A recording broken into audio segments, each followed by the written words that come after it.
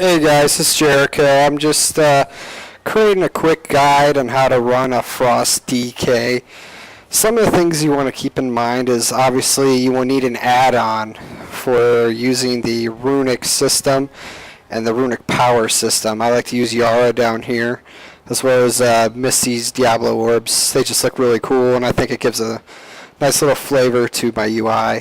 One of the things I want to go over first real quick is the talents. Now, with this you can openly debate. You could go Plague Leech or Rolling Blood, depending if you're. If I was an Unholy, I would probably roll with Plague Leech. If I was a Blood, I'd definitely roll with Rolling Blood. Being Frost, it's more favored that you roll with Plague Leech. Reason being, when you're pushing the boss, you're flying through ruins, you're flying through power, your cooldowns are coming off, you're popping your horn whenever you can to try to get as much runic power as possible. You know, you just get drained. You come to that point where you just can't regenerate anymore. Plague Leech is a quick way to gain back some of those ruins and turn around and just smack the boss and pick up where you left off. Now going down into your 57 talent, I like to use Anti-Magic Zone.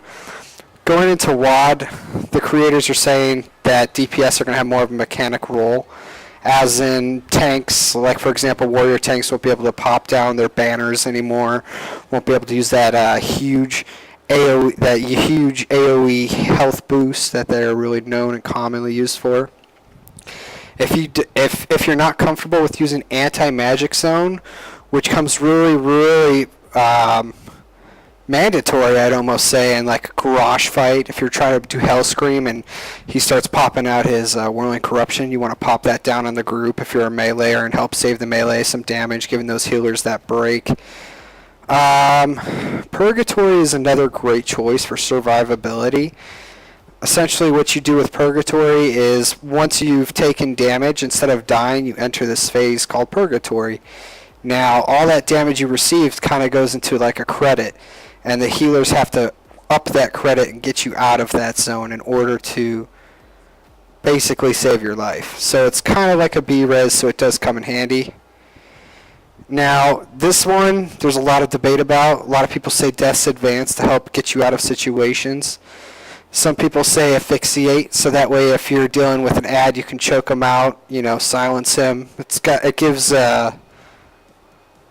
Strangulate, pretty much a stronger effect. But I like to go with Chiblins. I don't even know how to say this. I call it Chibalism. Anyway, with this talent, what ends up happening is you actually are slowing the ads. Now, in certain boss fights, the tanks are kiting stuff around. You know, the mechanics being done, but what boss fight actually goes according to plan? I mean, you could sit there and grind a boss fight days on end. With this effect, it kind of helps everybody out, keeps the ads slowed, helps deal. You know, it's just that extra boost to fighting the boss or fighting those ads that come with the boss. Helps the tanks keep control of the situation. I find it really useful. But if I were to go without, my next choice would definitely be Asphyxiate. Moving down. Now this is the most controversial one.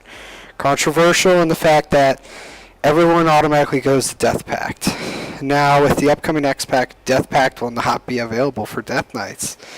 So, it's best to start getting into using Conversion and Death Siphon. For this type of DK, I'd like to use Conversion, just due to the fact that every time you smack Obliterate, you get a shit ton of runic power, maybe some more than you actually need, and you can regain your health during those phases where the healers are just strapped and are trying to keep everybody up. This helps them out. Death Siphon's a favorite because at certain times during certain fights, a boss might take, like for example, Siegecrafter from the ad. The Shredder jumps up, jumps down, lands. This Death Siphon does a lot because it does for 150% damage dealt. Now, if the ad takes 200% more damage like the Shredder does after his death from above, this is a powerful self-heal to use on that fight. Moving down into the next tier, I use Blood Tap. I macro it in with Frost Strike. If you want to be pro, You could, I would recommend you not doing this. The macro makes things a lot easier, more fun, more enjoyable, but if you want like maximum DPS, don't macro blood tap. Use it in bursts, wait for certain phases when you need to push that boss that percentage. Runic Empowerment would be your runner-up. It does some justice, but doesn't come to nearly the demand that's needed for later raids, especially in normal and heroic. You want to keep that. Maybe for flex, might be pushing it for using Runic Empowerment, but for the most part, I would keep it in LFR until you learn how to play Blood Tap. Runic Corruption, I don't even get started, and it's completely worthless. Remorseless Winter, going back into the Chibalism like I called it earlier. Remorseless Winter and Chibalism controls ads, helps keeps the field stable, keeps everything in control instead of having it as utter chaos. Because let's face it, some of these fights were designed to just be total chaos. There's a mechanic to beating the boss, there's a mechanic to get through parts of the fight, but they still throw things at you, and sometimes things don't pan out how they want to. That's just how a boss fight goes. Now, in the event that happens, especially during, let's go back to Garrosh on normal. Now, in some cases, when you're fighting Garrosh on normal, the ads might not get destroyed by the Iron Star due to knockback, whatever the case. They might start beating on the main tank who's on Garrosh. This helps out that tank a crap ton. It freezes the ads, slows them down, stops them in fact, gives the tanks and the healers time to recuperate, then you can turn around, blow them back, go from there. Gorfine's Grasp, it's a great spell. It does help gather the chaos a little bit. However, it is a taunt. It's treated as if a taunt. It generates a lot of threat. So the second that you start pulling them all together, they're going to come straight for you.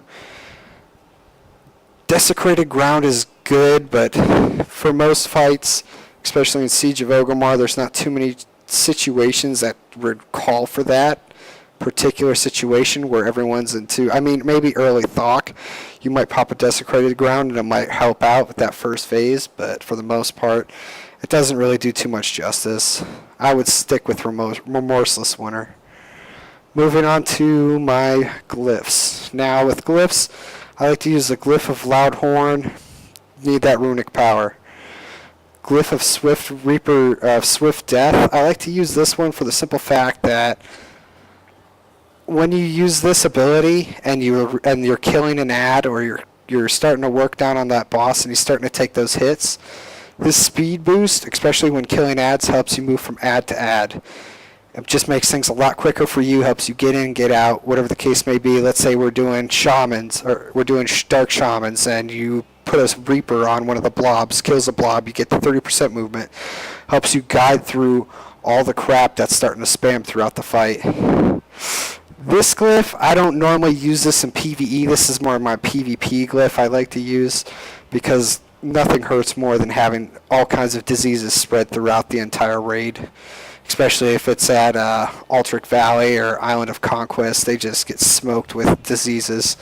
And the healers go crazy because there's nothing they can do, especially if you get 2 or 3 unholy DKs or frost DKs that spread this. It gets quite chaotic for them. What I would normally like to use is I would like to use Regenerative Magic instead of that. Or actually, you can use Regenerative Magic, you can use Pestilence, Outbreak. Those are pretty much the major ones. The ones that I would stick with would probably be Regenerative Magic. In the event that you don't completely use up your anti-magic shell, what will end up happening is you'll actually get part of it back, which actually will lower the cooldown on it. Lower the cooldown so that the ability comes up quicker. Alright, let's start going into the rotation. Now, with every fight, a DK is kind of make the epic pull, I'd like to say. Right before every fight, they like to call out all their ads. I'm going to begin with Army of the Undead, Raise Dead. I'm going to cast Outbreak on the boss. Then I'm going to run in. I'm going to open up with Obliterate, spam 2 Frost Strikes. I got a proc, Obliterate. Every time you see that proc, your goal is to try to get off obliterates. Now you notice how this ability, and I'm starting to run out of runic power, but I'm gaining my ruins back. Use your ruins, use your obliterate as a means to get back your runic power. When you're about 60% or 70% of your runic power, now at this point I have so much runic power that my only goal now is to use my Frost Strike. As I'm using my Frost Strike, I'm gaining back some ruins.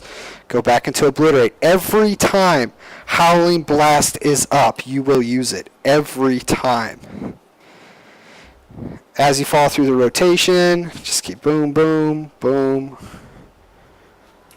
Howling Blast, Frost Strike, Obliterate, Frost Strike, Obliterate, Frost Strike, Obliterate, Howling Blast, Frost Strike, Frost Strike, Obliterate. As you can tell, it goes wild. Now let's say we burn it out real quick. I'm going to try to burn it out real quick. I've burned through all of my mana. Nothing's left. Now notice I have the dots on the boss. Now what can I end up doing? I can Plague Leech it. With Plague Leech, I gain back some of my powers. For whatever reason, it's not working right now, but what essentially happens is you gain back some of your ruins. Obviously, because at this point, I've gained it all back. You're going a lot faster at this point. Some fillers you can use when everything else is down. Try to get Death and Decay on the boss at all times. It's supposed to be your highest damage on single target. It does more damage over time than your Obliterate does anything else. Always open up with your Pillar of Frost, and I like to use my Empowering Rune, which is macroed together. I call it Genji. Basically just refills you, or you can use it halfway during the fight when you've exploited all of your efforts and burned out all of your runes and burned out all of your runic power. It's a nice way to just get it all back real quick, kind of like the after time for mages. They like to use alter time, and that kind of regains all their abilities back. It's kind of the same method we could use as Death Knights. Defensive cooldowns, I like to just use Remorseless Winter. Shuts down the ad, slowly shuts them down all the way to the point where it actually stuns them. This works wonders, especially in the garage fight. Death Siphon, in the event that you start taking a mediocre amount of damage. I mean, it's not going to be the win-all. It's not going to completely save you like using a Death Pact would. But the idea is you're monitoring your own health. You got to keep yourself up. Going into this next X pack, and some of you old school raiders would know, the healer's main job back in vanilla was just to keep the tank up. It wasn't even to worry about DPS. DPS had to bandage himself. So get in the habit of trying to self-heal. That way you can take that burden off the healers and ultimately make the raid more successful. Some things I like to use. I like to tie in my Death Grip with my Chains of Ice. In the event that an ad's going after someone or trying to kill a healer and the tanks are tied up, boom, grip them. It grips them and shuts them down, slows them down right away. Essentially, that's just the basics, guys. That's all it is for Frost. Nothing else to do. Throughout the fight,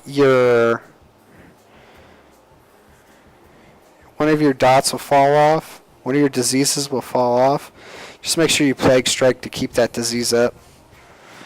As long as you keep the diseases up, your damage will be maximized. So it is kind of a pain. Get the add-ons so you keep eyes on what you're spending for ruins. I mean, the systems is good, but I think it's kind of a hassle to keep looking up in the left-hand corner. That's why obviously everything I like in front of me. I see what's going on with my procs. Also, another must. I'm glad I brought this up.